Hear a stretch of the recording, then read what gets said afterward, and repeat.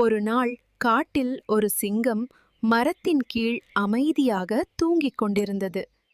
அந்த நேரத்தில் ஒரு சிறிய எலி அங்கே விளையாடிக் கொண்டிருந்தது. திடீரென விழித்த சிங்கம் எலியை பிடித்தது.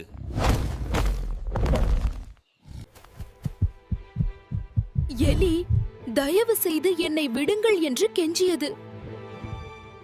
ஒரு நாள் நான் உங்களுக்கு உதவுவேன் என்று எலி வாக்குறுதி அளித்தது. சிங்கம் சிரித்து எலியை விடுதலை செய்தது. சில நாட்களுக்கு பிறகு சிங்கம் வேட்டைக்காரன் வலையில் சிக்கியது. சிங்கம் உதவி கேட்டு பெருமூச்சுடன் கர்ஜித்தது. அந்த சத்தத்தை கேட்ட எலி உடனே அங்கே ஓடியது. எலி வலையை கடித்து கிழித்தது.